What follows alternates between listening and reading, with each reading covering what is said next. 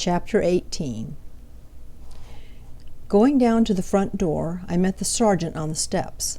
It went against the grain with me, after what had passed between us, to show him that I felt any sort of interest in his proceedings. In spite of myself, however, I felt an interest that there was no resisting. My sense of dignity sank from under me, and out came the words, "What news from Frizzing Hall?"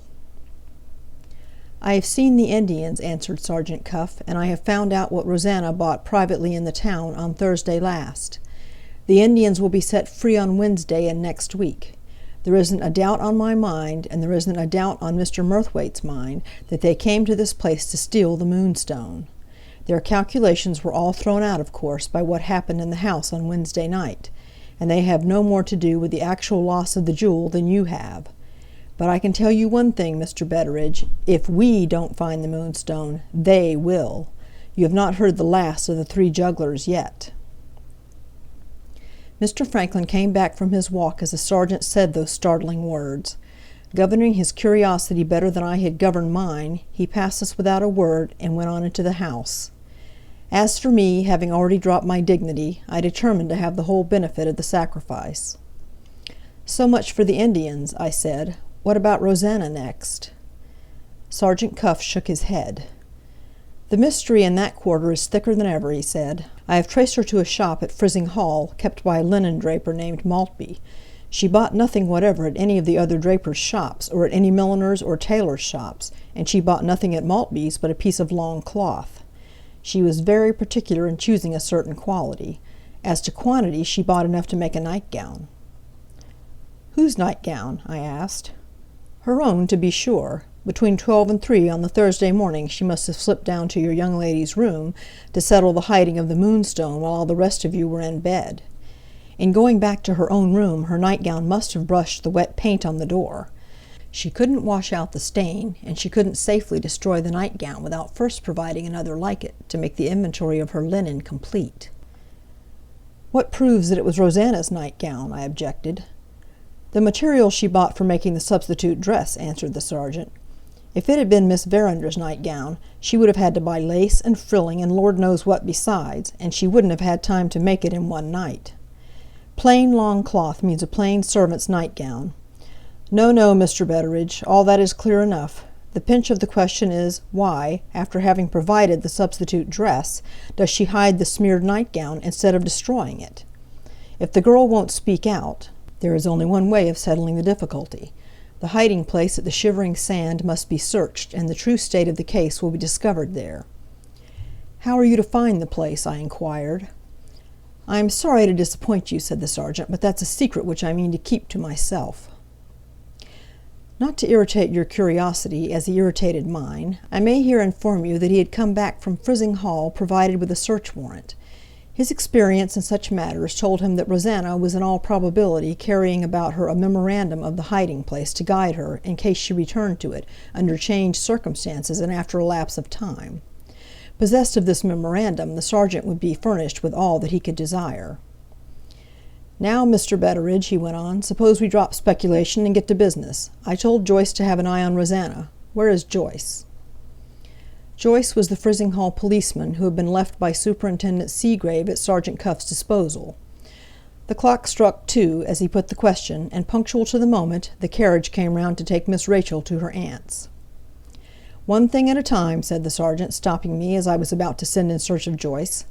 "I must attend to Miss Verinder first." As the rain was still threatening, it was the closed carriage that had been appointed to take Miss Rachel to Frizzing Hall. Sergeant Cuff beckoned Samuel to come down to him from the rumble behind.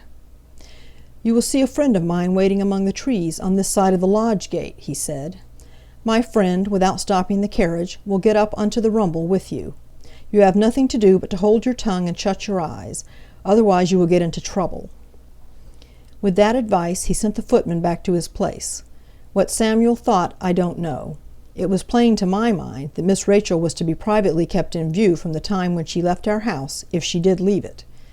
A watch set on my young lady, a spy behind her in the rumble of her mother's carriage. I could have cut my own tongue out for having forgotten myself so far as to speak to Sergeant Cuff. The first person to come out of the house was my lady. She stood aside on the top step, posting herself there to see what happened. Not a word did she say, either to the sergeant or to me. With her lips closed and her arms folded in the light garden cloak which she had wrapped round her on coming into the air, there she stood, as still as a statue, waiting for her daughter to appear. In a minute more Miss Rachel came downstairs, very nicely dressed in some soft yellow stuff that set off her dark complexion and clipped her tight, in the form of a jacket, round the waist. She had a smart little straw hat on her head with a white veil twisted round it. She had primrose-colored gloves that fitted her hands like a second skin. Her beautiful black hair looked as smooth as satin under her hat. Her little ears were like rosy shells. They had a pearl dangling from each of them. She came swiftly out to us, as straight as a lily on its stem, and as lithe and supple in every movement she made as a young cat. Nothing that I could discover was altered in her pretty face but her eyes and her lips. Her eyes were brighter and fiercer than I liked to see, and her lips had so completely lost their color and their smile that I hardly knew them again. She kissed her mother in a hasty and sudden manner on the cheek. She said, "Try to forgive me, mamma," and then pulled down her veil over her face so vehemently that she tore it. In another moment she had run down the steps and had rushed into the carriage as if it was a hiding-place. Sergeant Cuff was just as quick on his side. He put Samuel back and stood before Miss Rachel, with the open carriage door in his hand, at the instant when she settled herself in her place. "What do you want?" says Miss Rachel from behind her veil. "I want to say one word to you, miss," answered the sergeant, "before you go. I can't presume to stop your paying a visit to your aunt. I can only venture to say that your leaving us, as things are now, puts an obstacle in the way of my recovering your diamond. Please to understand that, and now decide for yourself whether you go or stay." Miss Rachel never even answered him. "Drive on, James," she called out to the coachman. Without another word the sergeant shut the carriage door. Just as he closed it, Mr. Franklin came running down the steps. "Good-bye, Rachel," he said, holding out his hand. "Drive on," cried Miss Rachel, louder than ever, and taking no more notice of Mr. Franklin than she had taken of Sergeant Cuff. Mr. Franklin stepped back thunderstruck, as well he might be. The coachman, not knowing what to do, looked towards my lady, still standing immovable on the top step. My lady, with anger and sorrow and shame all struggling together in her face, made him a sign to start the horses, and then turned back hastily into the house. Mr. Franklin, recovering the use of his speech, called after her as the carriage drove off. "Aunt, you were quite right. Accept my thanks for all your kindness, and let me go." My lady turned as though to speak to him. Then, as if distrusting herself, waved her hand kindly. "Let me see you before you leave us, Franklin," she said, in a broken voice, and went on to her own room. "Do me a last favour, Betteridge," says Mr. Franklin, turning to me with the tears in his eyes. "Get me away to the train as soon as you can." He, too, went his way into the house. For the moment Miss Rachel had completely unmanned him. Judge from that how fond he must have been of her. Sergeant Cuff and I were left face to face at the bottom of the steps. The sergeant stood with his face set towards a gap in the trees, commanding a view of one of the windings of the drive which led from the house. He had his hands in his pockets, and he was softly whistling "The Last Rose of Summer" to himself. "There's a time for everything," I said savagely enough. "This isn't a time for whistling." At that moment the carriage appeared in the distance, through the gap, on its way to the lodge gate. There was another man besides Samuel, plainly visible in the rumble behind. "All right," said the sergeant to himself. He turned round to me. "It's no time for whistling, Mr. Betteridge, as you say. It's time to take this business in hand now without sparing anybody. We'll begin with Rosanna Spearman. Where is Joyce?" We both called for Joyce and received no answer. I sent one of the stable boys to look for him. "You heard what I said to Miss Verinder," remarked the sergeant, while we were waiting, "and you saw how she received it. I tell her plainly that her leaving us will be an obstacle in the way of my recovering her diamond, and she leaves, in the face of that statement. Your young lady has got a traveling companion in her mother's carriage, Mr. Betteridge, and the name of it is the Moonstone." I said nothing. I only held on like death to my belief in Miss Rachel. The stable boy came back, followed, very unwillingly, as it appeared to me, by Joyce. "Where is Rosanna Spearman?" asked Sergeant Cuff. "I can't account for it, sir," Joyce began, "and I am very sorry, but somehow or other—" "Before I went to Frizzing Hall," said the sergeant, cutting him short, "I told you to keep your eyes on Rosanna Spearman, without allowing her to discover that she was being watched. Do you mean to tell me that you have let her give you the slip?" "I am afraid, sir," says Joyce, beginning to tremble, "that I was perhaps a little too careful not to let her discover me. There are such a many passages in the lower parts of this house. How long is it since you missed her?" "Nigh on an hour since, sir." "You can go back to your regular business at Frizzing Hall," said the sergeant, speaking just as composedly as ever, in his usual quiet and dreary way. "I don't think your talents are at all in our line, Mr. Joyce. Your present form of employment is a trifle beyond you. Good morning." The man slunk off. I find it very difficult to describe how I was affected by the discovery that Rosanna Spearman was missing. I seemed to be in 50 different minds about it, all at the same time. In that state I stood staring at Sergeant Cuff, and my powers of language quite failed me.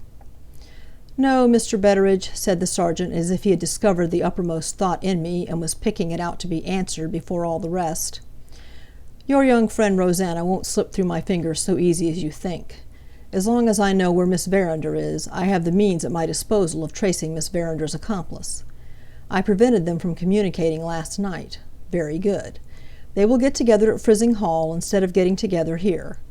The present inquiry must be simply shifted, rather sooner than I had anticipated, from this house to the house at which Miss Verinder is visiting. In the meantime, I'm afraid I must trouble you to call the servants together again." I went round with him to the servants' hall. It is very disgraceful, but it is not the less true, that I had another attack of the detective fever when he said those last words. I forgot that I hated Sergeant Cuff. I seized him confidentially by the arm. I said, "For goodness' sake, tell us what you are going to do with the servants now." The great Cuff stood stock still and addressed himself in a kind of melancholy rapture to the empty air.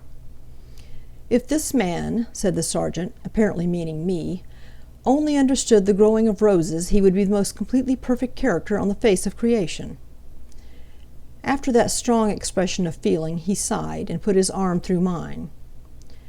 "This is how it stands," he said, dropping down again to business. "Rosanna has done one of two things. She has either gone direct to Frizzing Hall, before I can get there, or she has gone first to visit her hiding place at the Shivering Sand. The first thing is to find out is, which of the servants saw the last of her before she left the house." On instituting this inquiry, it turned out that the last person who had set eyes on Rosanna was Nancy, the kitchen maid. Nancy had seen her slip out with a letter in her hand, and stop the butcher's man, who had just been delivering some meat at the back door. Nancy had heard her ask the man to post the letter when he got back to Frizzing Hall.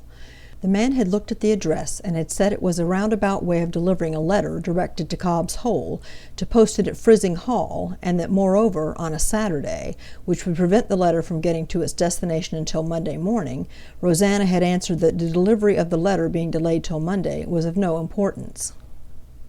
The only thing she wished to be sure of was that the man would do what she told him. The man had promised to do it, and had driven away.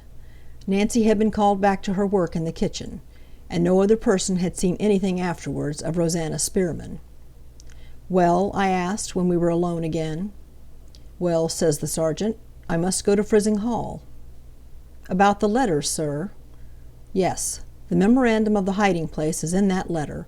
I must see the address at the post office. If it is the address I suspect, I shall pay our friend Mrs. Yolland another visit on Monday next." I went with the sergeant to order the pony chaise. In the stable yard we got a new light thrown on the missing girl. End of chapter 18.